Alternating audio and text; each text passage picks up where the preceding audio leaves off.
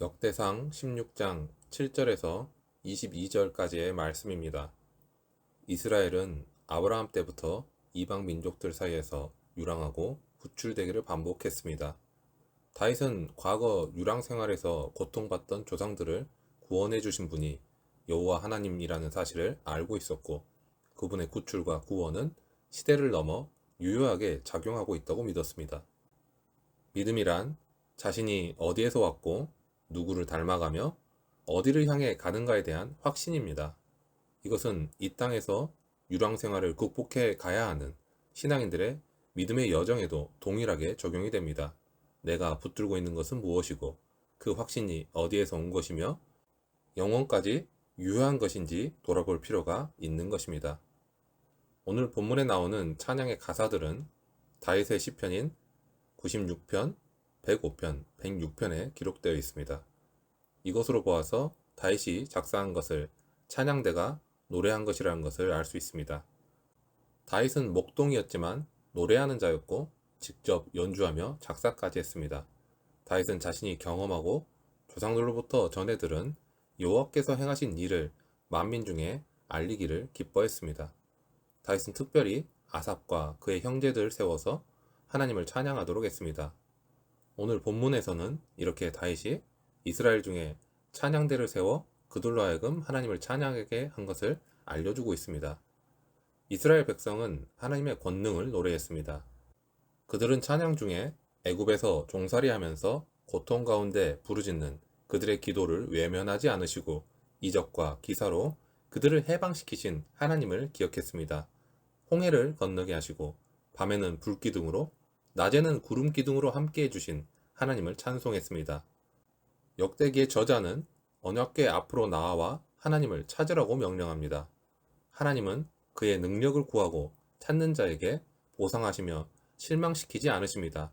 하나님을 의지하고 찾는 자들은 주님이 말씀하신 바와 같이 하나님이 함께 해주시는 복이 있습니다. 우리는 언제나 하나님의 얼굴을 구해야 합니다. 그리고 하나님의 백성은 하나님이 자기 백성에게 행하신 놀라운 역사와 이적들을 기억해야 하며 하나님의 입으로 선포된 말씀들을 잊지 않고 삶의 기준으로 삼아야 합니다. 우리가 섬기는 창조주 하나님은 공의로 온 세상을 다스리시는 분입니다. 그리고 하나님은 당신이 세우신 언약을 잊지 않으십니다. 하나님은 아브라함과 언약을 세우시고 그 언약을 이삭과 야곱에게도 승계하셨습니다. 또한 이스라엘에게는 영원한 언약으로 확증하셨습니다. 하나님은 언약을 변개하지 않으시며 반드시 지키시는 분입니다. 하나님은 영원토록 신실하신 분이기 때문입니다. 하나님은 아브라함과 이삭과 야곱에게 가나안 땅을 유업으로 주시겠다고 약속하셨습니다. 이 약속은 여호수아 시대에 시작되어 이제 다윗 시대에 이루어지게 됩니다. 다윗과 백성은 조상들을 통해 맺어진 언약을 기억하며 그것을 성취하신 하나님께 감사하고 있습니다. 믿음의 족장들이 가나안에서 하나님과 언약을 맺을 때 그들은 미미한 수에 불과했습니다. 그때 그 땅의 주인은 가나안 원주민들이었습니다. 족장들은 가나안 땅을 언약으로 받았지만 한 곳에 정착하지 못하고 이리저리 떠도는 신세였습니다. 족장들은 비록 가나안 땅에서 소수의 나그네로 살았지만 하나님은 가나안 족속들이 언약의 족장들을 억압하고 괴롭히는 것을 허용하지 않으셨습니다. 도리어 족장들을 보호하심으로 가나안 왕들을 벌하셨습니다. 하나님은 족장들을 기름 부음 받은 자들로 삼으시고 친히 보호하신 것입니다. 이렇게 하나님은 언약에 충실하신 분입니다. 이스라엘의 기도에 응답하셔서 능력을 베푸신 하나님은 우리와 함께 하십니다. 그는 여호와 우리 하나님이십니다. 기적을 행하시고 만물을 주관하시며 구하는 자들에게 응답하시는 하나님은 우리의 하나님이십니다. 신앙은 사실에 근거하지만 사실로 끝나는 것은 아닙니다. 능력의 하나님은 우리의 하나님이 되십니다. 아무리 위대한 하나님일지라도 나와 상관이 없다면 아무 소용이 없는 것입니다. 우리를 너무나 사랑하시는 하나님은 예수 그리스도를 보내셔서 우리를 모든 죄에서 건져주시고 예수님의 부활을 통해 죽음을 이기신 기이한 능력을 보여주셨습니다. 하나님이 그리스도 예수 안에서 보여주신 부활의 권능을 우리는 찬양해야 합니다. 예수님의 부활을 통해 우리는 더 이상 죽음을 두려워하지 않게 되었고 의롭게 되는 길이 열렸기 때문입니다.